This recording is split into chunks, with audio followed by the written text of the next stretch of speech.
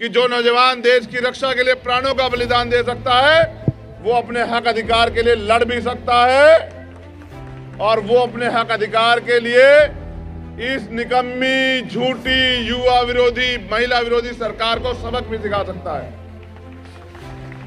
गृह मंत्री जी बताएं, क्या चुनाव जरूरी है या नौजवानों की मांग जरूरी है?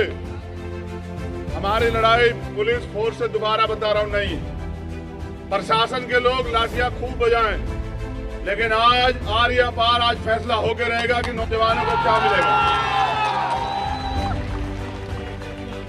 जिंदाबाद जिंदाबाद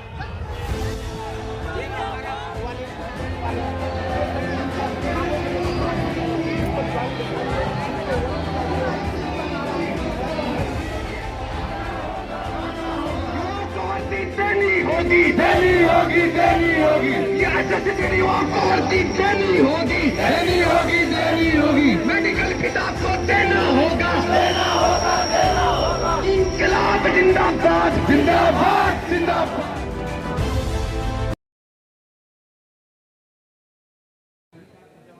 एक बड़ा दिन हमारे लिए, और आज तक 21 दिसंबर को किया गया कोई आंदोलन हम हारे नहीं, कोई नहीं हारे। रिकॉर्ड आज तक का जिस भी आंदोलन को खले लगी हो, लेकिन हारे नहीं। एक अनुरोध, मीडिया के अलावा जो और साथी ना वो यहां से हटे। वो बहनें बैठी हैं, हम उनको देख ही नहीं पा रहे हैं। आप बैठ जाओ यार, मीडिया के अलावा कोई ना हो, बिल्कुल ना हो।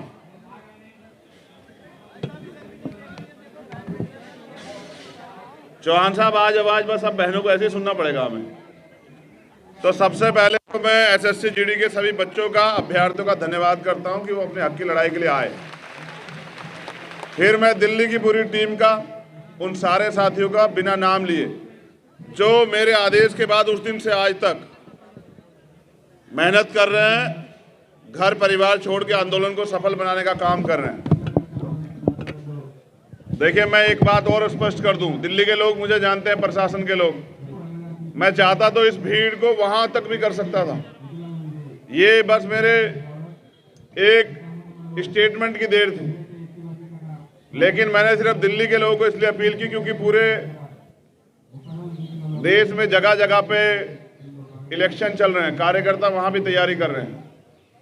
लेकिन मैं उम्मीद के साथ जो है ना, पिछली बार समय देके गया था कि सरकार जाग जाएगी, और सरकार को जागना भी पड़ेगा, ये भी सोचने की बात। अभी मुझे आप लोगों से बात करनी, जो लोग यहां बैठे हुए हैं।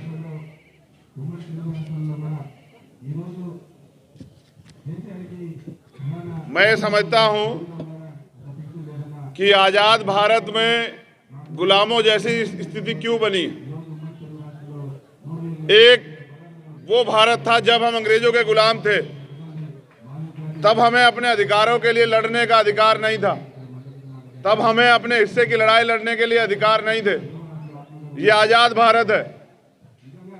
यहां षड्यंत्र से शिक्षा महंगी की गई है। यहां शिक्षा महंगी है, मौत आसान है, सस्ती मौत। महंगी शिक्षा, सस्ती मौत। और नौकरी के लिए जो करना पड़ रहा है वो मुझे बताने की जरूरत नहीं है। लेकिन गजब की बात यह है कि अगर नौजवान अपनी मांग इस सरकार से नहीं रखेंगे तो क्या वो अपनी मांग रखने के लिए किसी दूसरी सरकार से मांग रखेंगे? क्या वो अमेरिका वालों से मांग करें अपने हक की, अपने अधिकारों की? क्या वो फ्रांस, जर्मनी, ब्रिटेन वालों से बात करें? क्या वो श्रीलंका, नेपाल, चाइना के लोगों से बात करें? ये सरकार आखिर नौजवानों की बात सुनना क्यों नहीं चाहती? उस नौजवान की बात जो नौजवान इस देश की रीढ़ है, जो नौजवान इस देश की रक्षा करता है, सीमा के पर खड़ा होकर, जो अपने जान का बलिदान देता है, उस नौजवान को सरकार क्यों नहीं सुनना चाहती है? अगर उसका सबसे बड़ा कारण मुझे समझ आता है तो वो ये है कि सरकार नौजवानों को गुलाम समझती है। सरकार हमें जातियों, धर्मों में बांट के राजनीतिक अपनी रोटियां सेकना चाहती है, लेकिन हमारे हक अधिकारों को देना नहीं चाहती। आप इलेक्शन का समय देखोगे, हर आदमी कहेगा 2 करोड़ रोजगार दे देंगे, 15 लाख रोजगार दे देंगे, 10 लाख रोजगार दे देंगे। लेकिन आप नौजवान साथी हो तो सोचो, जब सरकारी डिपार्टमेंट ही नहीं रहेंगे तो रोजगार कहां से मिलेंगे सरकारी? जिस तरह से सरकार निजीकरण कर रही है, जिस तरह से सरकार सरकारी डिपार्टमेंट खत्म कर रही है, आप सरकारी नौकरी के लिए लड़ रहे हो प्राइवेट के लिए? जरा हाथ उठा के बताना, दोनों हाथ उठा के बताओ कौन सी नौकरी के लिए लड़ रहे हो?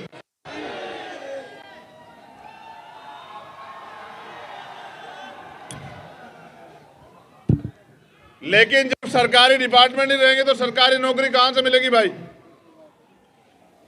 सरकार अब बैंकों के पीछे पड़ी है, उससे पहले LIC के पीछे थी, एयर इंडिया के पीछे थी, सरकार एयरपोर्ट बेच रही है और तमाम तरह की चीजें जो सरकार डिपार्टमेंट सरकार बेच रही है। आखिर सरकार को नौजवानों से इतनी नफरत क्यों है? आखिर सरकार नौजवानों की बात क्यों नहीं सुनना चाहती है? आखिर सरकार जानबूझ के नौजवानों को कमजोर क्यों बना देना चाहती है? मैं रात भी सुन रहा था और अब भी सुन रहा हूं, यहां जो बहनें बैठी है ना, किसका 3 महीने का बच्चा है, किसी का 13 महीने का बच्चा है, किसी के 3 साल का बच्चा है। अगर ये सरकार मजबूर, लाचार बहनों की, बेटियों की, युवाओं की आवाज नहीं सुनना चाहती तो ये सरकार है किसकी? जो युवाओं को नकार दे वो क्या युवाओं की सरकार हो सकती है? जो युवाओं को मरने पे, तड़पने पे, सड़कों पे पड़ने पे, भूखे प्यासे रहने पे मजबूर कर दे, क्या वो युवाओं की सरकार हो सकती है? जिस सरकार के इशारे पे पुलिस के लोग, RAF के लोग, जो और फोर्स के लोग हैं, वो बहनों के कपड़े फाड़े, उनको लाठियां मारे, उनको बेइज्जत करे, उनके हाथ तोड़ दे, वो सरकार बहनों की सरकार हो सकती है क्या? जो सरकार बहनों से उनके तरक्की के रास्ते छीन ले, जो सरकार नौजवानों से देश की सेवा करने का अधिकार छीन ले, वो सरकार नौजवानों की या बहनों की सरकार हो सकती है क्या? जब ये सरकार नौजवानों की, बहनों की, किसानों की, मजदूरों की किसी की सुनवाई नहीं करना चाहती तो ये चंद पूंजीपतियों की सरकार ये समझ सकती है कि ज्यादा दिन टिकने वाली है क्या? जिस दिन नौजवान अपने हक अधिकार के लिए खड़ा हो गया, उस दिन ये सरकार के लोग नाक रगड़ेंगे आपके सामने। मैंने पिछली बार भी आपसे कहा था, ये लोकतंत्र है। आंदोलन करने का, अपनी बात को कहने का, हक की लड़ाई लड़ने का अधिकार भारतीय संविधान हमें देता है, इसको हमसे कोई नहीं छीन सकता। लेकिन मैं ये भी बता दूं कि अगर सरकार हमारी मांग नहीं सुनेगी, सरकार हमें मजबूर करेगी, तो हमें आंदोलन को और ताकतवर बनाना पड़ेगा। हमें सरकार को बताना पड़ेगा कि जो नौजवान देश की रक्षा के लिए प्राणों का बलिदान दे सकता है, वो अपने हक अधिकार के लिए लड़ भी सकता है और वो अपने हक अधिकार के लिए इस निकम्मी, झूठी, युवा विरोधी, महिला विरोधी सरकार को सबक भी सिखा सकता है। गृह मंत्री जी बताएं, क्या चुनाव जरूरी है या नौजवानों की मांग जरूरी है? क्या चुनाव जरूरी है? यूपी में कह रहे हैं राशन बांट रहे हैं, यूपी के अलावा तो कई और जगह तुम्हारी सरकारें, वहां क्यों नहीं बांट रहे हो? यूपी में इलेक्शन है, चुनाव में वोट खरीदने हैं, गरीबों को, बेबसों को कमजोर बनाना है। उनके हक अधिकार, वोट जो है उनकी सबसे बड़ी ताकत, वो ठगनी है पैसे पे या उपहार देके या राशन पे। इसलिए आप वहां राशन बांट रहे हो। आपको ये 11 महीने से सड़क पे लड़ते हुए बहनें और भाई नहीं दिखाई दिए आपको? क्या गृह मंत्री जी आपको इन बेबस बहनों की चीखें, आवाजें नहीं जाती है? वो भी कहे, बहनें हमारे सामने कहें कि परिवार के लोग भी टूटने लगे। मैं ये कहना चाहता हूं कि टूटो मत, किसानों से सीख लो। 750 किसान बलिदान हुए, हजारों लोगों ने जेल काटी और 1 साल से ज्यादा समय वो लड़ते रहे। बारिश आई, ठंड आई, धूप आई, तमाम तरह की परेशानी आई, उनको अपराधी कहा गया, उनको नक्सली, खालिस्तानी, पता नहीं क्या कहा गया। उनका दोष ये था कि वो अपने अधिकारों के लिए लड़ रहे थे।